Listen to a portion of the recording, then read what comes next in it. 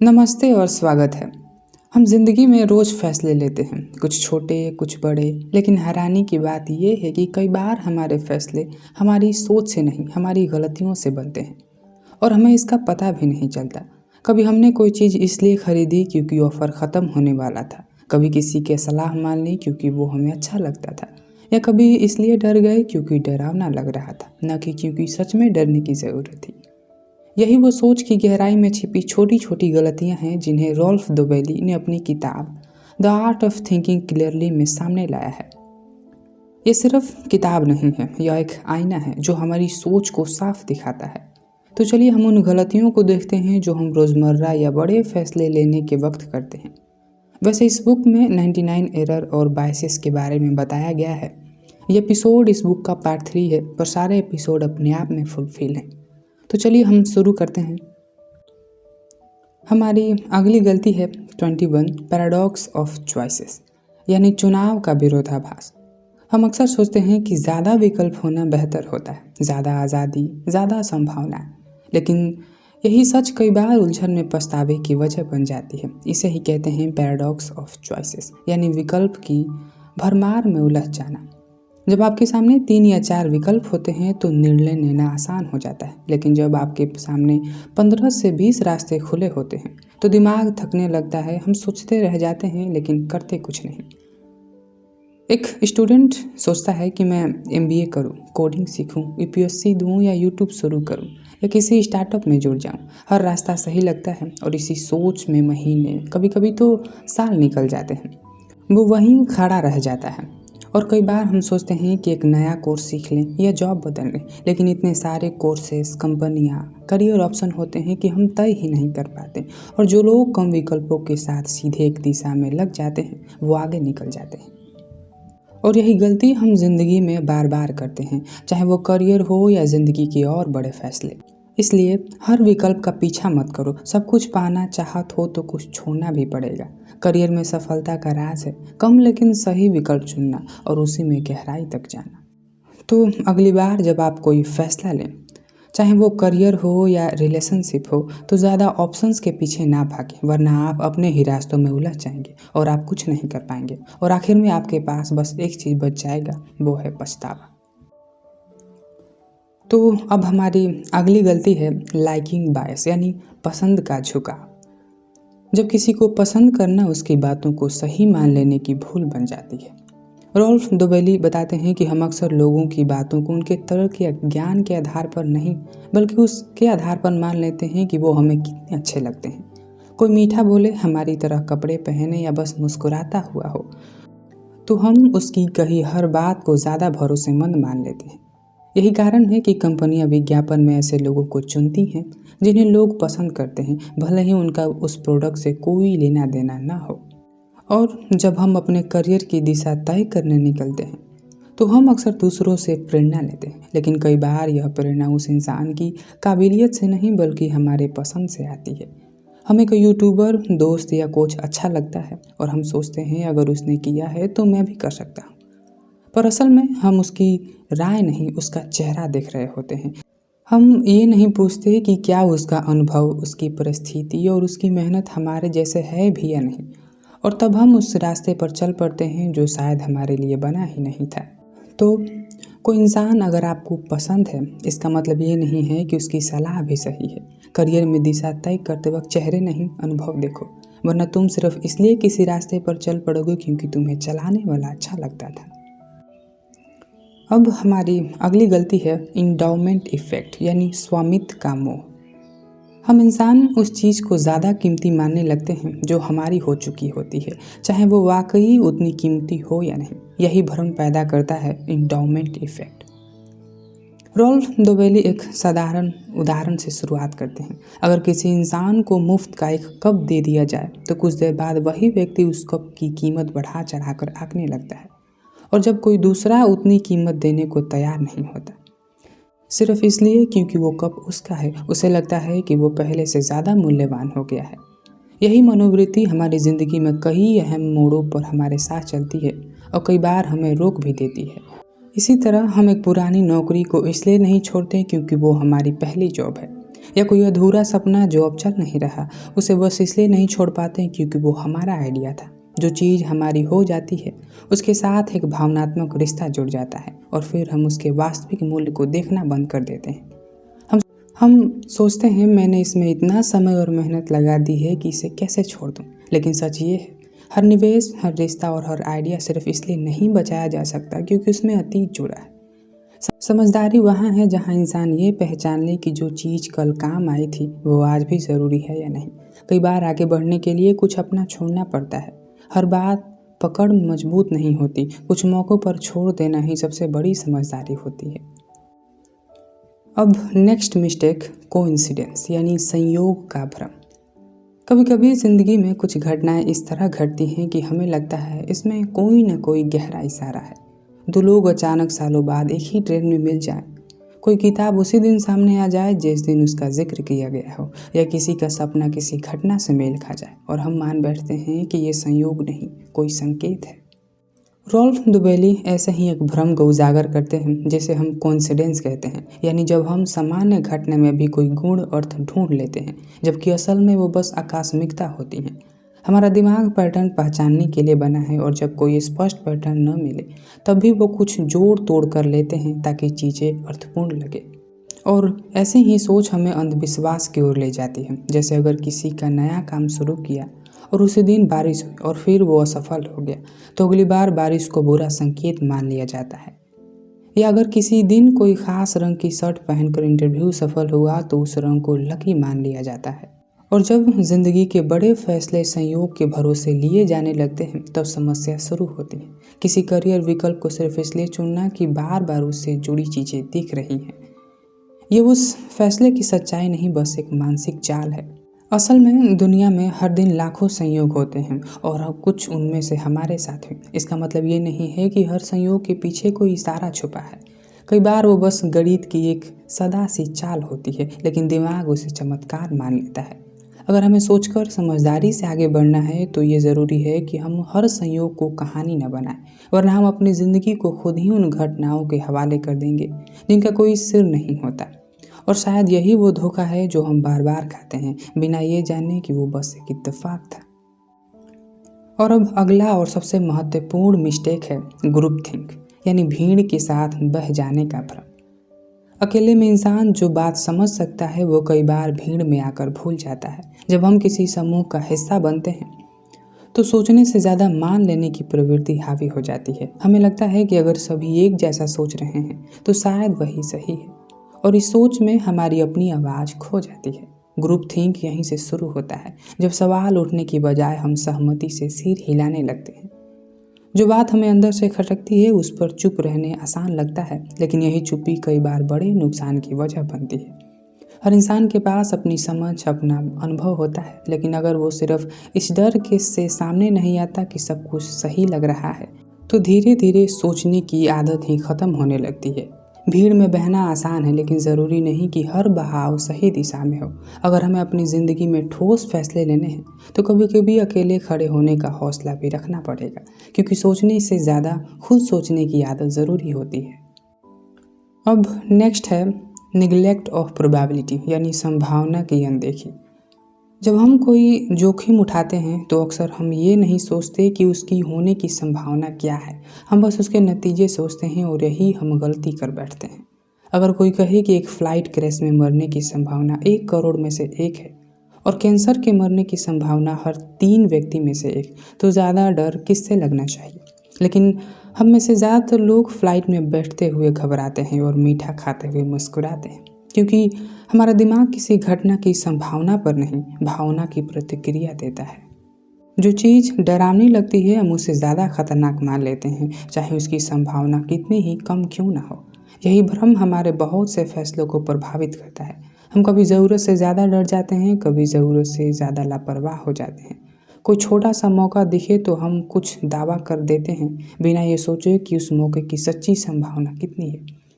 अगर हम समझदारी से ज़िंदगी जीना चाहते हैं तो सिर्फ नतीजों पर नहीं, उसकी संभावनाओं पर भी ध्यान देना सीखना होगा, क्योंकि ज़्यादा डरना भी नुकसान है और बिना वजह के बेफिक्र रहना भी। सोच वही समझदारी है जो भावनाओं से नहीं, आंकड़ों से निकलती है। अब नेक्स्ट मिस्टेक, स्कैरसिटी एरर यानी कमी का भ्रम। जब कोई चीज़ कम दिखती है, समय में, मात्रा में या पहुंच में, तो अचानक उसकी कीमत हमारे दिमाग में बढ़ जाती है। ऐसा नहीं है कि वो चीज़ वाकई ज़्यादा कीमती हो जाती है, लेकिन हमें लगने लगता है कि वो चीज़ छूट गई तो बहुत कुछ छूट जाएगा। यही भ्रम कहलाता है स्कैरसिटी एरर। इसका असर हर जगह दिखता है, चाहे वो विज्ञापन हो, सिर्फ आज के लिए है, या लास्ट 2 सीट्स हैं, या स्टॉक ख़त्म होने वाला है। ऐसे शब्द हमारी सोच को हिला देते हैं। हम सोचने की बजाय भागने लगते हैं, जैसे ये मौका हाथ से गया तो फिर कभी नहीं आएगा। लेकिन असल में ये भ्रम हमारी प्राथमिकता बदल देता है। जो चीज़ पहले ज़रूरी नहीं थी, अब वो अचानक सबसे ज़रूरी लगने लगती है, सिर्फ इसलिए कि अब वो मुश्किल में मिल रही है। ज़िंदगी में भी कई फैसले इसी सोच से लिए जाते हैं। कई बार हम किसी रिश्ते को सिर्फ इसलिए पकड़ कर रखते हैं क्योंकि वो अब दोबारा नहीं मिलेगा, ना कि इसलिए कि वो वाकई अच्छा कर रहा है। या कोई करियर या ऑफर सिर्फ इसलिए स्वीकार कर लेते हैं क्योंकि वो अब मिला है, ये सोचे बिना कि वो सच में हमारे रास्ते से मेल खाता है या नहीं। जिस चीज़ की कमी दिखती है वो हमेशा ज़रूरी नहीं होती। कई बार कमी बस एक भ्रम होती है और हम उस भ्रम में ऐसा फैसला कर लेते हैं जिसे बाद में बदल पाना आसान नहीं होता। अगर हमें बेहतर चुनना है तो सोच को डर से नहीं, ज़रूरत से चलना होगा। हर लास्ट चांस सच नहीं होता और हर छूट गया मौका नुकसान नहीं होता। Next mistake, base rate neglect यानी आधार दर की अनदेखी। मान लीजिए कोई बहुत शांत स्वभाव का है, किताबें पढ़ता है, अकेले रहना पसंद करता है। अगर कोई आपसे पूछे कि क्या यह इंसान लाइब्रेरियन हो सकता है या सेल्समैन, तो ज़्यादातर लोग कहेंगे लाइब्रेरियन। लेकिन यहीं पर दिमाग एक महत्वपूर्ण बात भूल जाता है कि दुनिया में लाइब्रेरियन की तुलना में सेल्समैन कहीं ज़्यादा होते हैं। तो सांख्यिकी तौर पर यह संभावना अधिक है कि वो इंसान सेल्समैन हो, भले ही उसका व्यवहार किताबों वाला लगे। यही होती है बेस रेट नेग्लेक्ट। जब हम किसी चीज़ की वास्तविकता संभावना को अनदेखा करते हैं कि किसी एक की कहानी या छवि के आधार पर निर्णय लेते हैं। हमारी ज़िंदगी में भी ये सोच कई बार गलत मोड़ ले जाती है। किसी इंसान को देखकर हम सिर्फ उसके हाव भाव या बातों को पहनावों से अंदाज़ा लगा लेते हैं कि वो क्या कर सकता है, यह देखे बिना कि उसकी असली स्थिति, अनुभव या पृष्ठभूमि क्या है। और हम किसी करियर या स्कूल को सिर्फ इसलिए चुन लेते हैं क्योंकि उसका बाहर से दिखने वाला चेहरा अच्छा है, ये समझे बिना कि उस फील्ड में कामयाब होने की वास्तविकता कितनी है और क्या हम उस दर के हिसाब से तैयार हैं। हम अक्सर संभावना नहीं, छवि के आधार पर फैसले करते हैं और यही से भ्रम शुरू होता है। अगर समझदारी से सोचना है तो हर चमकती चीज़ के पीछे छुपी संख्या को देखना होगा, क्योंकि असलियत हमेशा कहानी जैसी नहीं होती और जो दिखता है वही सबसे आम हो, ये ज़रूरी नहीं। और अब नेक्स्ट बहुत ही महत्वपूर्ण चीज़ है, गैम्बलर्स फैलेसी यानी जुआरी का भ्रम। किसी ने एक सिक्का 5 बार उछाला और हर बार हेड आया, अब छठी बार क्या आएगा? बहुत से लोग कहेंगे अब तो टेल आना चाहिए, लेकिन सच्चाई ये है कि छठी बार भी हेड और टेल की संभावना 50-50 है। यही है गैम्बलर फैलेसी। जब हम मान लेते हैं कि पिछली घटनाओं का असर आने वाली घटनाओं पर पड़ेगा, भले ही वो पूरी तरह स्वतंत्र हो।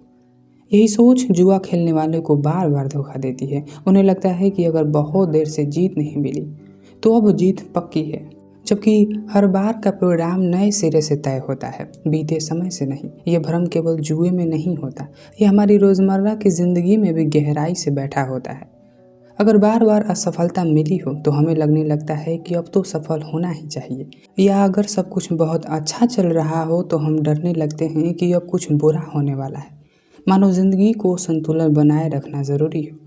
रिश्तों में, करियर में या किसी भी लंबे प्रयास में हम बार बार बीते हुए का बोझ भविष्य पर डाल देते हैं। सोचते हैं कि अब तक जो हुआ वही आने वाले समय तय करेगा। लेकिन सच्चाई ये है कि हर नया मौका बीते हुए से अलग है। वो अपनी शर्तों पर आता है, हमारे हिसाब से नहीं। हर फैसला, हर नतीजा अपने समय का होता है। पिछली हार ना तो अगली जीत का गारंटी है, ना ही पिछली सफलताएं अगली असफलता को रोक सकती हैं। अगर हमें आगे बढ़ना है तो बीते हुए को समझना ज़रूरी है, लेकिन उसे चिपक कर भविष्य की गणना करना बस एक भ्रम है। वही भ्रम जो हमें रुकने, डरने या ज़रूरत से ज़्यादा उम्मीद करने पर मजबूर करता है, और यही जुआरी का सबसे बड़ा धोखा है। अब नेक्स्ट लेसन है द एंकर यानी लंगर का भ्रम। लंगर जो हम जहाज को एक जगह रोकने के लिए करते हैं, लेकिन यहाँ एंकर का प्रयोग अलग तरीके से किया गया है। एंकर दिमाग में एक शुरुआती जानकारी होती है जो हमारी सोच को उसी के आसपास रोक देती है ताकि हम फैसले उसी के आधार पर लें, भले ही वो जानकारी असंबंधित ही क्यों ना हो। जब हम किसी चीज़ का मूल्य तय करते हैं, चाहे वो कीमत हो, समय हो या किसी इंसान की काबिलियत, तो हमारा दिमाग अनजाने में किसी एक शुरुआती संख्या या सूचना से चिपक जाता है। उसी के इर्द गिर्द हमारी सोच घूमने लगती है, जैसे नाव पानी में होते हुए भी एक लंगर से बंधी होती है। रॉल्फ डोवेली एक प्रयोग का जिक्र करते हैं जिसमें लोगों से पहले घड़ी की कीमत बताने को कहा गया। पहले ग्रुप को कहा गया कि घड़ी की कीमत 5,000 है और दूसरे ग्रुप को बताया गया कि ये 500 की है। बाद में जब दोनों से पूछा गया कि वो इस घड़ी के लिए कितना कीमत देना चाहेंगे, तो पहले ग्रुप ने ज़्यादा रकम बताई और दूसरे ग्रुप ने कम। बस फ़र्क इतना था कि उनके दिमाग में लंगर पहले ही डाल दिया गया था। और ऐसे ही लंगर हमारे साथ रोज़ चलते हैं। जब हम किसी प्रोडक्ट पर 10,000 से 5,000 लिखा देखते हैं तो हमें लगता है कि हमने बचत की, भले ही उस चीज़ की असली कीमत कभी 10,000 रही ही ना हो। या जब हम किसी इंसान के बारे में शुरू में कोई प्रभाव बना लेते हैं तो बाद में उसकी हर बात को उसी नज़र से देखते हैं, भले ही वो बदल चुका हो। लंगर दिखाई नहीं देते लेकिन सोच को जकड़ लेता है। अगर हमें सही निर्णय लेना है तो शुरुआत में दी गई जानकारी को एक संकेत की तरह नहीं, सिर्फ एक संदर्भ की तरह देखना सीखना होगा, क्योंकि सोच तभी साफ होती है जब वो खुद दिशा तय करती है, किसी छुपे हुए लंगर से बंधी नहीं होती। तो अब नेक्स्ट लेसन है इंडक्शन, यानी अनुमान का भ्रम। जब हम किसी चीज़ को बार बार एक जैसा होते देखते हैं तो हम मान लेते हैं कि आगे भी यह ऐसा ही होता रहेगा। यही है इंडक्शन, एक ऐसा भ्रम जिसमें हम बीते हुए अनुभव के आधार पर भविष्य की गारंटी बना लेते हैं, जबकि असली में गारंटी होती ही नहीं। अगर कोई किसान हर रोज़ मुर्गे को दाना डालता है तो मुर्गा सोचता है कि ये रोज़ का नियम है और ये नियम कभी नहीं बदलेगा, लेकिन फिर एक दिन वही किसान उस मुर्गे को काट देता है। मुर्गे की दुनिया में सब कुछ ठीक था जब तक अचानक सब कुछ बदल नहीं गया। हमारी ज़िंदगी में भी ऐसा ही होता है। जब सब कुछ लगातार सही चल रहा हो तो हम सोचने लगते हैं कि अब सब कुछ गलत नहीं हो सकता, या अगर किसी चीज़ ने अब तक काम किया है तो वो हमेशा काम करेगी। लेकिन यही सोच सबसे ज़्यादा असुरक्षित बना देती है, क्योंकि हम बदलाव की संभावना को नज़रअंदाज करने लगते हैं। चाहे कोई बिजनेस हो, स्किल हो या रिश्ता, सिर्फ इसलिए कि वो अब तक ठीक चला है इसका मतलब ये नहीं है कि वो हमेशा चलेगा। समझदारी इसी में है कि हम बीते हुए कल को सम्मान दें लेकिन भविष्य को लेकर सजग भी रहें, क्योंकि जो स्थिर दिखता है वो अस्थायी नहीं होता और हर दोहरावा एक दिन टूटता जरूर है। अब अगला लेसन है लॉस एवर्जन का, यानी हानि से डर का भ्रम। इंसान फ़ायदे से ज़्यादा नुकसान को लेकर संवेदनशील होते हैं। अगर हमें 100 रुपये मिलने की खुशी होती है तो 100 रुपये गंवाने का दुख उससे कहीं गहरा होता है। यही है लॉस एवर्जन, यानी जब नुकसान का डर हमें ज़्यादा प्रभावित करता है और हम ज़रूरी कदम उठाने से भी रुक जाते हैं। रॉल्फ डोवेली बताते हैं कि लोग एक ऐसा सौदा छोड़ देते हैं जिसमें थोड़ा जोखिम तो है लेकिन फ़ायदा बड़ा है, सिर्फ इसलिए क्योंकि उन्हें कुछ खोने का डर सताता है। यही वजह है कि हम कई बार नए मौके को हाथ से जाने देते हैं, पुराने असफल रास्ते को छोड़ नहीं पाते या सुरक्षित लेकर बेकार स्थिति में टिके रहते हैं। ये डर रिश्तों में भी दिखता है, जहाँ लोग टूटे हुए संबंधों में सिर्फ इसलिए टिके रहते हैं क्योंकि वो सोचते हैं कि अगर ये भी गया तो क्या बचेगा। असल में नुकसान से डरना स्वाभाविक है, लेकिन अगर वो डर हमारे फैसलों की दिशा तय करने लगे तो हम आगे नहीं बढ़ पाते, बस बचते रहते हैं। सोच तभी साफ होती है जब हम ये समझ पाते हैं कि क्या खोने का डर वाकई बड़ा है या बस दिमाग का बनाया हुआ भ्रम है, क्योंकि कई बार जो हमें खोता हुआ लगता है वही हमें आगे ले जाने का रास्ता खोलता है। अब हम इन सब के कंक्लूज़न की बात करते हैं। हम सोचते हैं कि हम सोच रहे हैं, लेकिन ज़्यादातर वक्त हमारी सोच हमें चला रही होती है। इन छोटे छोटे भ्रमों को समझना कोई किताब पढ़ने की बात नहीं, यह खुद का सामना करने जैसा है, क्योंकि जब तक हम इन गलतियों को पहचानते नहीं हम इन्हें दोहराते रहेंगे। अब अगली बार जब दिमाग कुछ तय करे तो एक पल ठहर कर पूछना, क्या मैं सोच रहा हूँ या मेरी सोच मुझसे खेल रही है। तो इस बुक के पार्ट 3 में हमने 21 लेसन से लेकर 32 लेसन तक कवर किए हैं, और आगे आने वाले एपिसोड्स में हम बाकी लेसन्स, हमारी गलतियों और बायसेस को भी कवर करेंगे। तो आज के लिए बस इतना ही। अपना ध्यान रखिए, गलतियों से सीखिए। धन्यवाद। मेरा नाम है आकाश कुमार।